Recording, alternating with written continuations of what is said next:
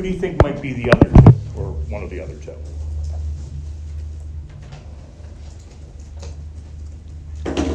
Yeah. Mendel Gregor, maybe? Oh, okay. With genetics, no. Sir Isaac Newton. Yeah, the 19th century. Oh. Yeah.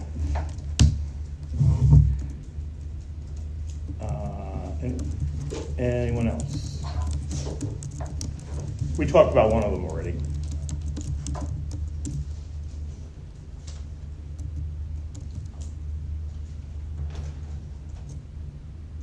Okay, one is Marx. The other one we didn't talk about yet, so I'll save him till we get to him.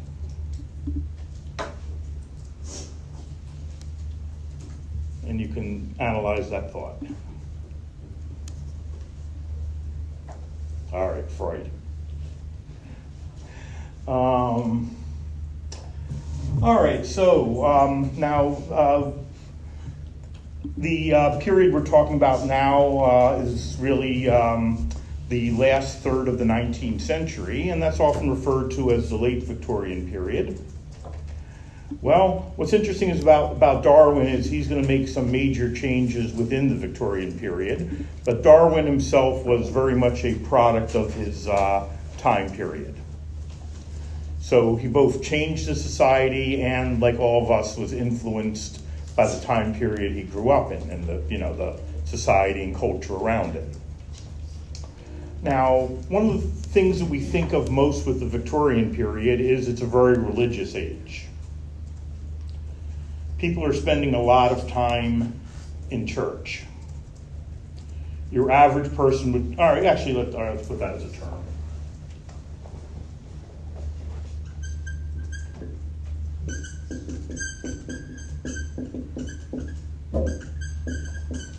Okay, the Victorian period, a very long period in English history.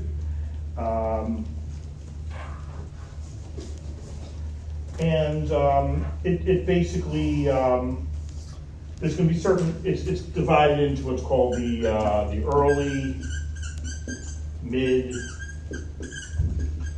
and late Victorian age. Early Victorian period, that would basically be 1832 to 1855. Mid-Victorian period, 1855 to 1873. And late Victorian period, 1873 till 1901. So we associate, of course, the Victorian period with Queen Victoria. Queen Victoria, basically one of the longest reigning monarchs in all of English history. All right, so what are some characteristics we associate with the Victorian period? What kind of stands out about that age? Strange medical practices.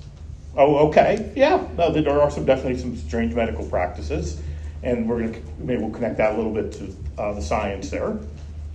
Yeah. I think like the fashion and like the architecture. Okay. Yes, the fashion. Okay, so think of the fashion for a minute. The fashion. What kind of comes to mind? How's it so different than today? It's like pretty frilly and like pretty big. Yeah, big, frilly, heavy,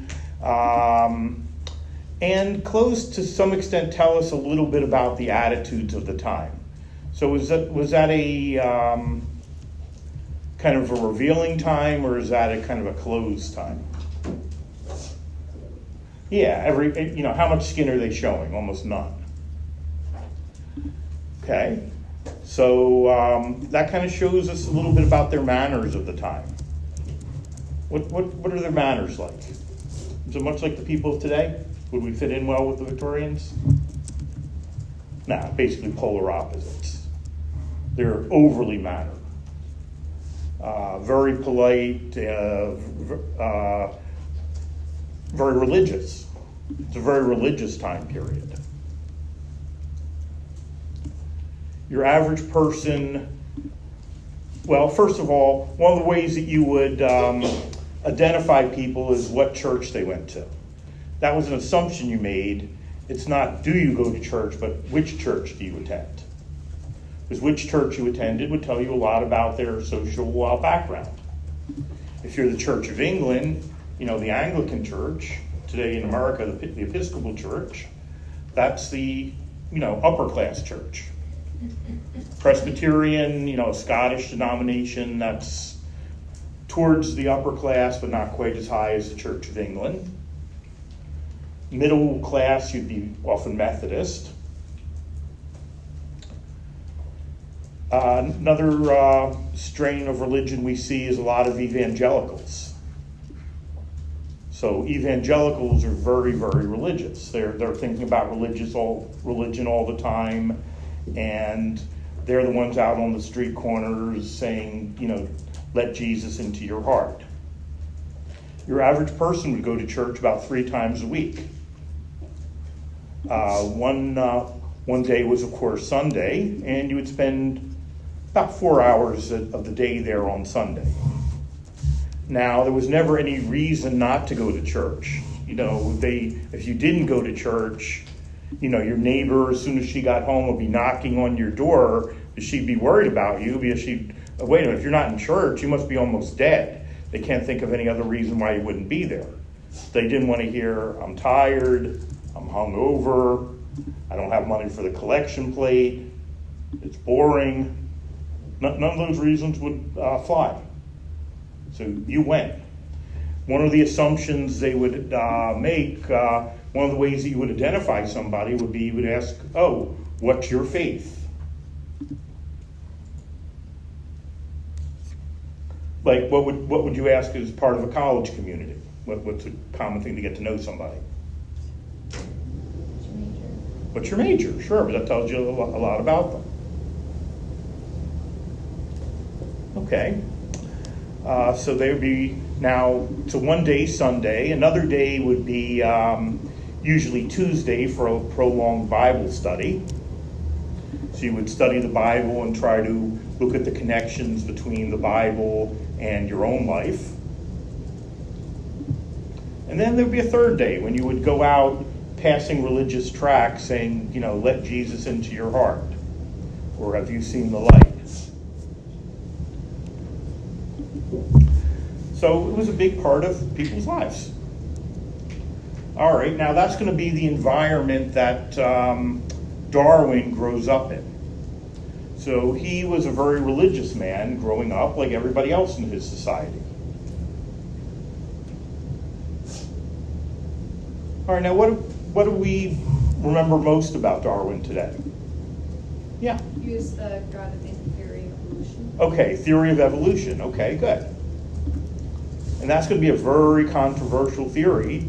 And notice it's still a theory. It's not, no one's calling it the law of evolution.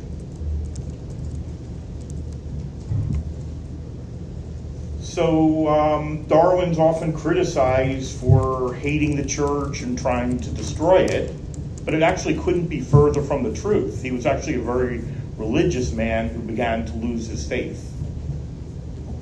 And he was married to a very religious woman, which is going to, of course, influence, your own viewpoints, or at least how you present them. All right, now Darwin was also very fortunate in that he was a wealthy man. So he was a rich man who lived off of largely an inherited income. Now the nice thing about that is you don't have to worry about earning a living. So you can spend your time on what you're interested in, not what is going to support you. Well, what was he interested in? He's interested in science. Now, science today, very highly respected. Probably, out of any of the academic disciplines, probably the most respected. Everyone knows it's a hard field to study. It's objective. It follows a scientific method, which keeps the information out there and lets other people test it and develop their own theories and test them. It has a lot of practical applications, makes people's lives better. So everyone today, as much as possible, they try to connect their fields to science. So even, like sociology, they like to think themselves as, or it's classified as a social science, or psychology, psychological science. Now history can kind of go either way. It can be a social science, depending on what university it's taught at, or a humanity. And part of it depends on the way you teach it. I teach it more as a humanity because I'm more interested in them. So is it closer to sociology and psychology and economics that are more science-based, or is it closer to philosophy and literature and art history, which are more humanities-based? So, but that's it. Now today, anything with science, highly respected. And, but at the time, it wasn't. It was seen as a hobby, a gentleman's hobby, something you did for fun. You watch birds, you collect stamps or coins, or you dabble in the sciences. It wasn't seen as anything important. And even practical sciences like medicine, today, highly respected. Doctors are well compensated in almost every culture. Most people are pretty proud of being a doctor. I'm a doctor's son, and I have to admit I got some advantages because of that. Today people, as much as possible, want to connect themselves with a doctor because it's seen as a prestigious job. It pays well. It's a lot of years of study. It improves people's lives. So it's very much associated with science. But in Darwin's time, a doctor was barely the middle class. It was just a real low end of the middle class. No gentleman would want to be a medical doctor. Why? Well, it was bloody and gory, and you may have to treat, smelly poor people. No gentleman would want to do that. You would want to deal with law dealing with justice. Or even better, religion. Then you're dealing with God's word. So those were respected jobs. Anything with the sciences weren't. Most were just seen as a hobby, something you would do for fun. There were no scientific communities. So Darwin's going to change all that. All right, well, so Darwin is this, wealthy guy who has this inherited income. He decides to go on, first of all, we have to look at the way that Darwin defines himself. Darwin calls himself a naturalist.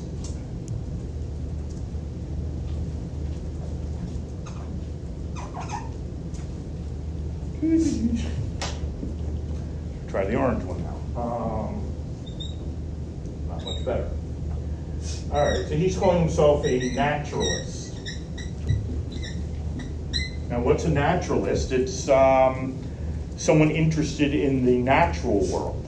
There's always this distinction in philosophy they make between the here and the hereafter, the natural world and the spiritual world, the material and the spiritual. So the natural's dealing with what's here before us. So he, what do we mean by a naturalist? It means a general scientist. That was the way it was seen at the time. So he's calling himself a general scientist. Well, would anyone just call themselves that way today? Okay, why not? I feel like a lot of the science that we deal with is that today. Like, I just feel like if you're in science, you're just automatically a naturalist. Well, yeah, because you're dealing with the natural world. But who will call themselves just a scientist? Does anyone do that today? No. Okay, why not?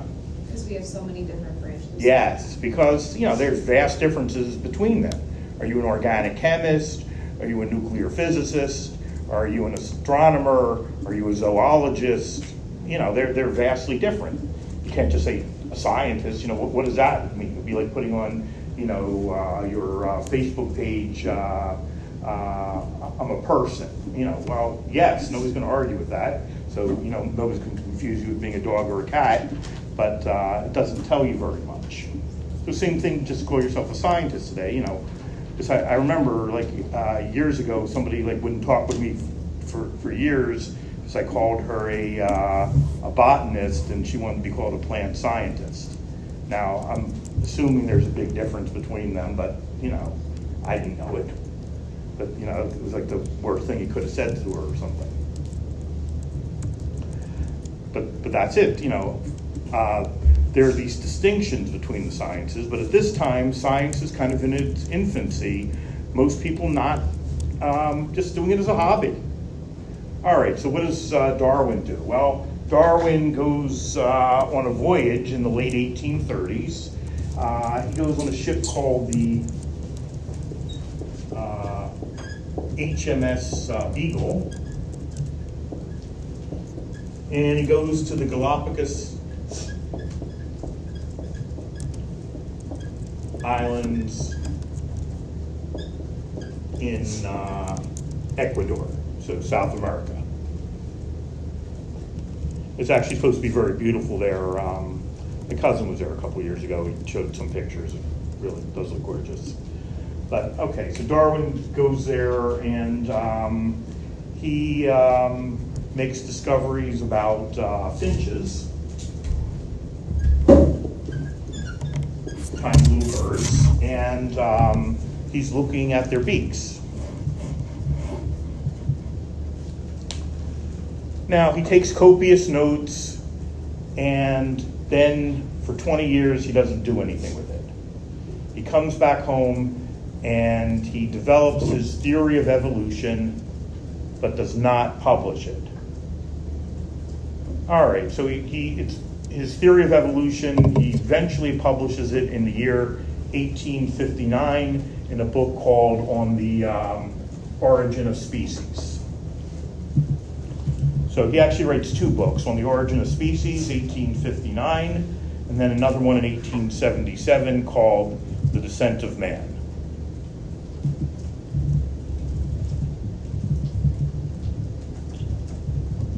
Yeah.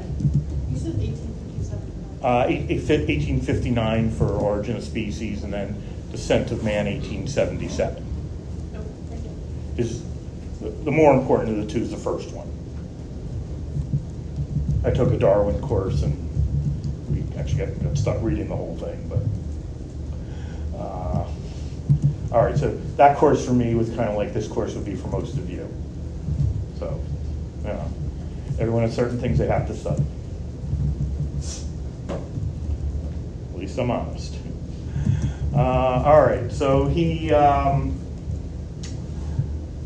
now On the Origin of Species was based on the notes that he took there in the late 1830s. All right, now several of you here in the class are in the sciences. Now, how common would this be today if you have a theory that you think is pretty true? Would you ever hold it for 20 years? Okay, why not? Why would you never do that? You would test it to see if it was. It's validity, right? Right, but You'd want people to know about it. okay, you want people to know about it, and what's the danger if you wait? Someone else comes out. Someone else can come out with it first, and then you're just a poser or an imitator. If anything, you do it faster the other way. You get it out there, you get the copyright, and then work out the bugs in it later. Well, Darwin, there was something, the fact that he waits 20 years tells us something. There was something in it he does not like. And it wasn't his theory. What he did not like was how he thought the society would see it. Okay, just remember, this is this really religious society that says science is, just a hobby. And his theory is going, and he's married to a really religious wife. So that's going to certainly cause a lot of marital discourse if he gets the religious establishment against him. So he agrees on, he believes it's true, but he doesn't publish it because he's worried about the ramifications of it. he was a shy man. He was a quiet man. He wasn't somebody that liked to fight with people. You know, we all know people like that. They just get charged up and they makes them more alive. I have a cousin like that. He just, you know, she's in wealth management. She just loves fighting with people. But, you know, worked well for her. But other people, no. They just don't like it. They, you know, think of confrontation and, you know, get really upset. Darwin was that. So an introspective, shy guy with this theory, but he knows the society's not going to want to hear it. So what can he do? Well, the big problem is with no scientific community, see, what scientists need is to be able to talk about their ideas with others, test the ideas with others, let them think about some problems in the theory or some other suggestions with it. But he has no scientific community because there is no scientific community. The one confidant he has is his best friend, a man by the name of Thomas Henry Huxley, number 4 here. So T.H. Huxley, Thomas Henry Huxley, vastly different personality. Huxley has the nickname, Huxley's called Darwin's bulldog. So you always have to look at, you know, why does somebody get a certain nickname? All right, so what does a bulldog suggest? What kind of characteristics of a dog do we usually think of with bulldogs? Like strong and aggressive. Okay, it's a strong, aggressive dog. They sink their teeth into it, and you know, never letting go. Okay, well, that's what Huxley's like. Now, Huxley comes from a different social background than Darwin. He doesn't have all that inherited wealth to live off on. He's probably like most of us, a middle-class person who may have a little bit of money away, but most of it you're earning from your salary. So Huxley's angry. Huxley's angry because he's living in a time. Now, Huxley's a comparative anatomist. It's a form of biology, a biologist. So he's a scientist trying to live as a scientist in a time when science is seen as a hobby. So it'd be like trying to be today a professional golfer. Yes, there are a few at the top that can make a ton of money, but for most people, it's just an expensive hobby you do for fun. Yeah. What did you say he was? Oh, he's a comparative anatomist. So it's a form of biologist. And he's angry because he can't live as a scientist in the most populated city in the world. And he says this is ridiculous. He said science is based on fact, not superstition. Science opens up the knowledge to anyone to test it. Science has a lot of practical applications. Religion doesn't prove anything. It's all theory. You can say anything and then say God said this is it. But meanwhile, religion gets all the prestige, the money, the respectability. Science is seen as the unimportant thing. And he's angry about it.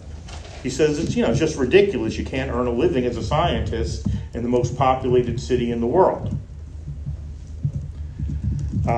So he wants to push. So he pushes his friend Darwin into publishing his findings, because Huxley realized if Darwin's theory gets out there, then the scientific people are going to turn to science, because it shows how important science really is and how useful it is.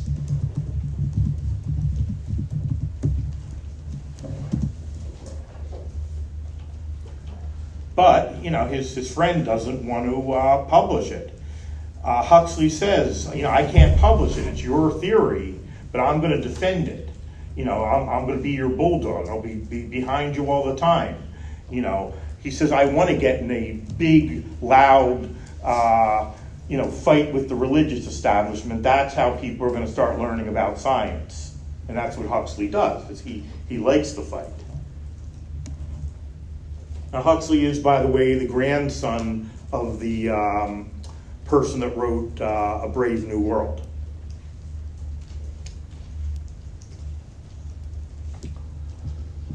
Okay, so Huxley's pushing at his friend, but Darwin's scared. So what finally gets Darwin to publish it? Well, there's going to be another theorist by the name of Wallace, Alfred Wallace, who is about to publish the same theory. So Darwin had to make that point at this time, either beat Wallace to the punch and get his theory out there, or just remain quiet about it forever. So he does publish it, and like he expected, suddenly everyone is talking about his new theory, even the non-academic types. It begins permeating the society. There's a lot of really loud, brassy arguments going on in the 1860s. Remember, it's published 1859. And then, at the same time, there's also the establishment of various scientific societies that allow scientists to develop their theories with help from other scientists.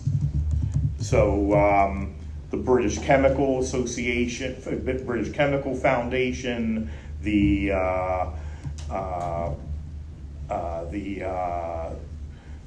British Zoological Association. There's all these different institutions that start in the 1860s and 70s. So science suddenly became much more accepted. Now, one other thing about Huxley. Huxley is the first one that takes this term and brings it to the English language. Huxley calls himself, he says, I am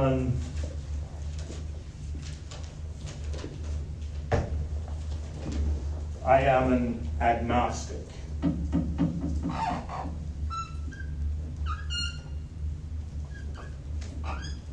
Okay, so what is an agnostic? Does anyone know? Yeah. Someone who doesn't fall under any denomination of religion. No, that'd be a deist. No. Someone who believes that you can't either prove or disprove the existence of God. Right. Says they're not saying there isn't a God. That would be an atheist against theism, atheism. But Gnosticism means to know. So agnosticism is I don't know. So that's going to be the way the majority of scientists are today. Most scientists are not going to definitively say there is no God, but they're not going to say we can believe in God because it makes us more comfortable. They just say we don't know. So focus on what we can know till we can know this.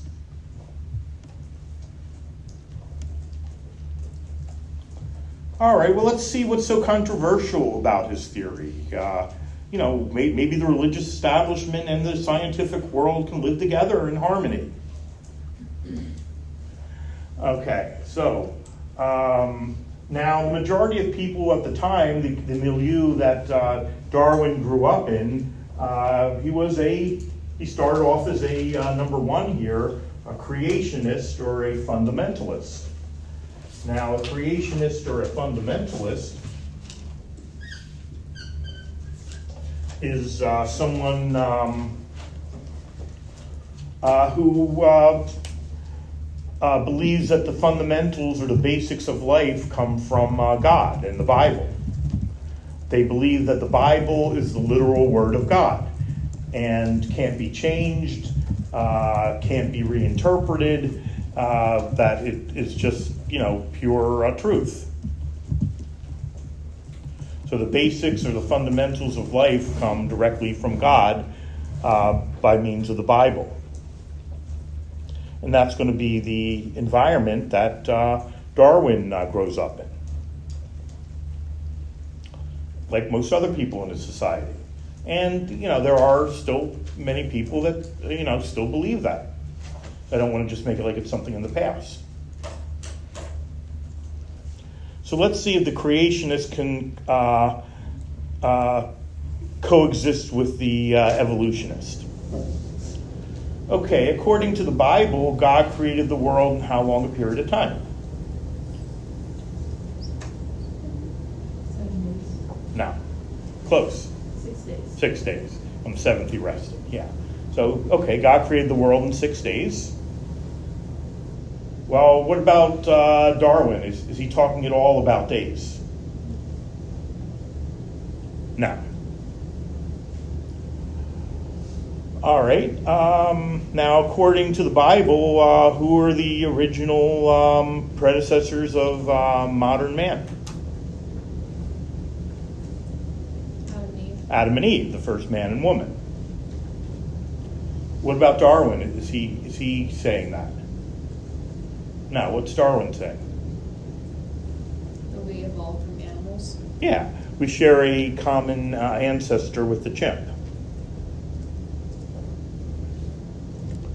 All right, so could that mean that Adam and Eve were really monkeys? Well, ask your pastor. See what they have to say. Yeah, not going to go so well. So now there we have a conflict. All right, so, and, how long is Darwin saying it takes the world to start or evolve?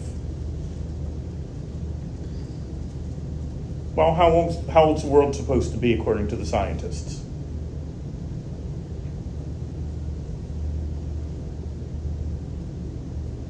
About 4.5 billion years. So, does the Bible and the scientists have the same numbers at all? No. Now, to be fair, numbers can mean different things in different time periods. So, for example, Methuselah in the Bible, about, 800 or 900 years old. Now, is that possible in anything we know about human beings? They have anywhere near that lifespan? No, we're impressed if somebody lives to 100. All right, so, but could have been possible for someone to live 80 or 90 years back then? Yeah, it would have been possible, but very, very rare. So could the numbers basically mean the same? Well, but then everything has a different meaning, because then you could say, hey, I got a D in the course, and that in my mind means dandy, so I think I'm doing great. Is that the way that a graduate school or an employer is going to say it? Don't think so. All right, so we have some differences there. All right, now, all right, so we have the differences in the amount of time, in the common ancestors, and another difference is, all right, so see, Darwin's theory is based on basically two things. There's going to be either both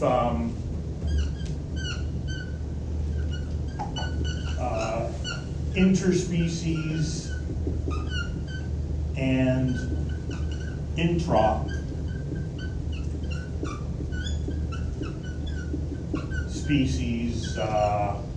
competition.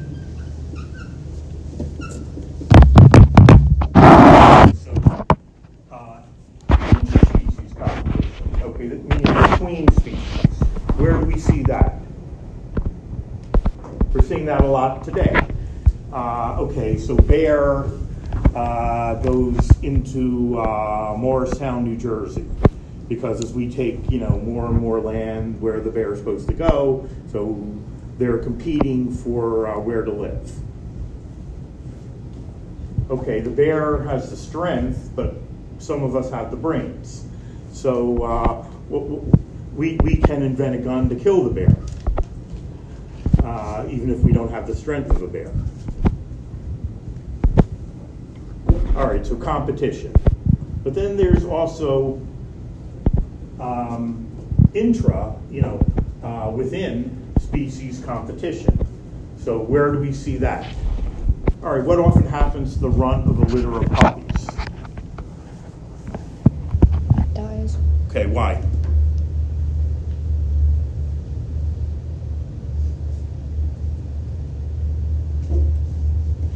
Yeah. It's not able to keep up with the siblings. Right. They can't compete with the other ones, so the other ones kick it out of the way and they grab more nourishment from the mother, and the other one becomes stunted and then gets weaker and dies. Even with plants, the ones tower over the other, grab all the sunlight, and the ones under it weaker and weaker and then die off. So, it's just part of nature, right? All right, so that's what, Darwin's talking about, this competition between species and within species. But then another part of it is also, so species competition, another part of this theory is the idea of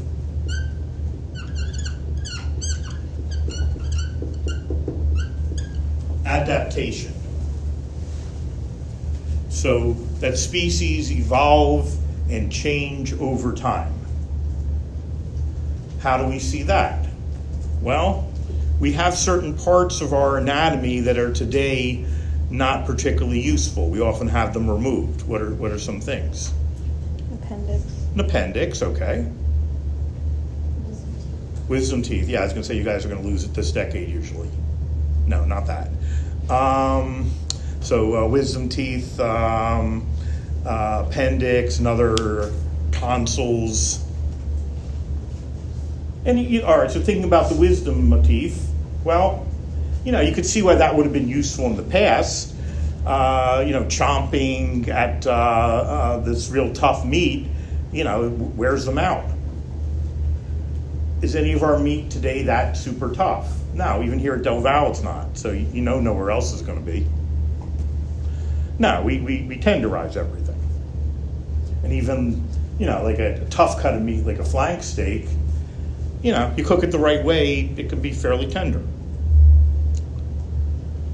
All right, so that's what he's talking about, species competition and also adaptation, so that we change over time.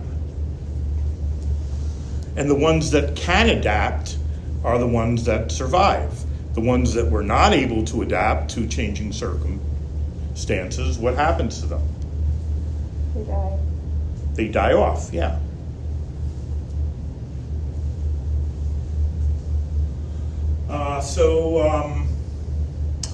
That's kind of what we're seeing there with Darwin. Now, eventually what happens in society, there's going to be increasingly, as people become more aware of this competitive element in Darwin, that species are competing with each other for existence, and both between species and within species. Well, there becomes this idea of number 5 here, what's called social Darwinism. Now, social means belonging to society, so it's the application of Darwin's ideas to society. So what that means really, social Darwinism means survival of the fittest.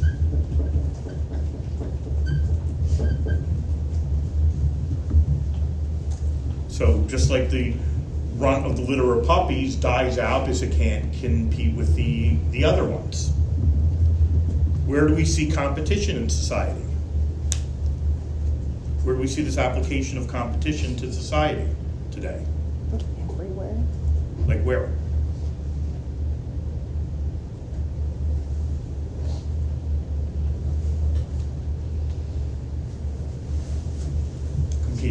Competing for grades, right?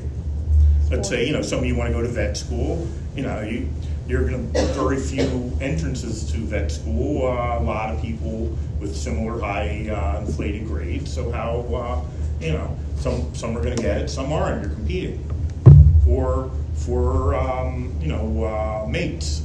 So everybody wants, best looking, the richest. Personally, I'll go with the richest, but to each their own. Okay, some are more money hungry than others. But All right, so, but people, that's it. People are, competing. All right, so that's social Darwinism, or Del Valle competing with, I don't know, Penn State for agriculture or something.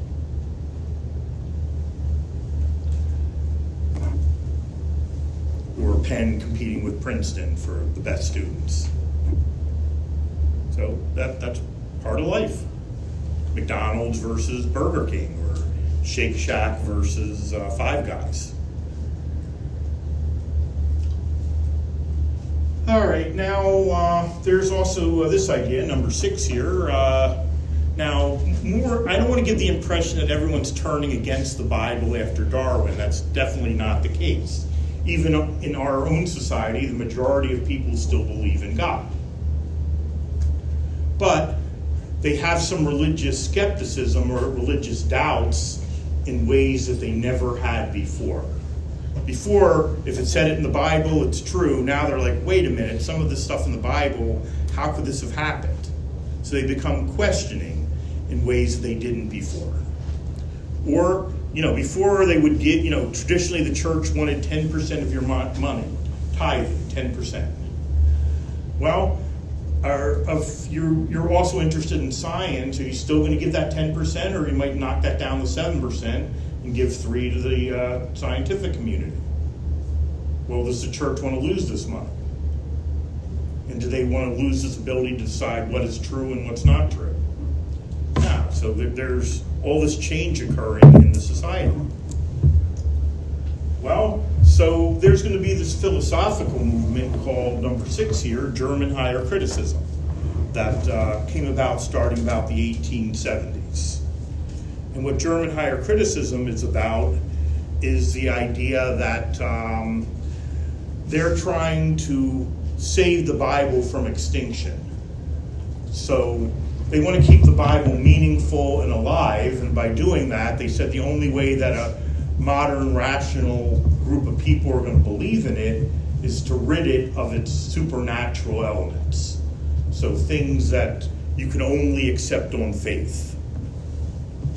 So, but they say don't get rid of it all. There's a lot of very important things in the Bible, but for anyone to believe it in a rational world, a scientific-based world, they need to get rid of parts of it. They have to purge the Bible of these supernatural elements. So things like Lazarus rising from the dead. Now, how logically could that have happened? Logically, it can't. The only way you can accept it is based solely on faith. Faith based the idea I don't know. And some other elements, the virgin birth. Now, once again, logically, doesn't make any sense. So how could you accept it? The only way to accept it is based on faith. So they said, purge the Bible of things like that, or the parting of the Red Sea, or God creating the world in 6 days. None of these things logically make any sense.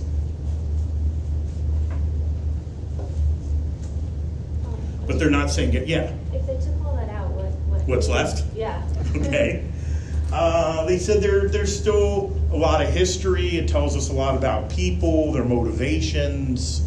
They even use words, like Jezebelish. So, somebody that knows the Bible is going to say, wait, that's an insult. Somebody that has no idea the Bible is like, what on earth does that mean? So it tells us a lot about, or think of the 10 Commandments. When you think of the 10 Commandments, most of them make sense in just how to get along with others in society. Is it, should you respect your parents who gave you life and raised you while you were young? In most cases, yes. Should you, covet your neighbor's wife? Probably not. That's not going to work particularly well. So most of them do make sense. So they're saying keep the Bible alive, but don't get rid of these clearly supernatural elements. So that's German higher criticism. So saying you need to be more critical at a higher level of the Bible, not just automatically accept it.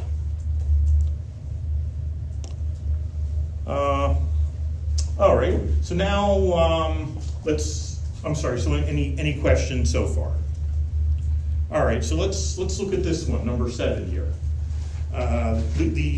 Now, all three of these words, all three of these concepts all work together and permeate mid to late Victorian England, so after Darwin, particularly, the late period.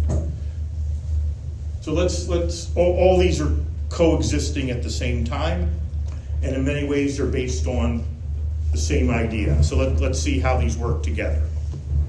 All right, so social Darwinism, what's that again? What's that all about? Survival of the fittest. Okay, good. So that's based on competition, right? Some make it, some don't. Like the run of the litter of puppies dies, the other ones live. All right, we talked about this one before, laissez-faire capitalism. What's that about? Where do we see it? The government's hands off. Government hands off to the economy, right? So businesses competing with each other for existence. Some make it, some don't. Now, this is going to be what we're going to go into next time, but all right, what about imperialism? What's imperialism all about?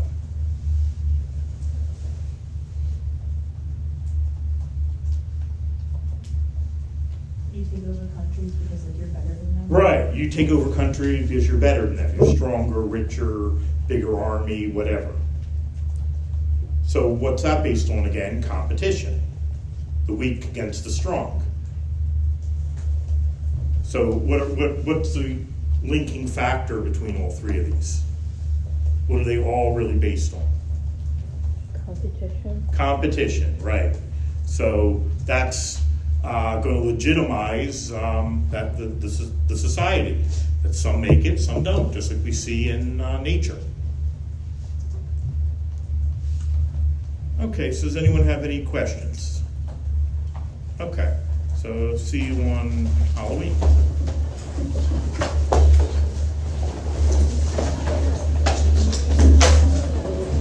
And for those who didn't get it back, I'm not going to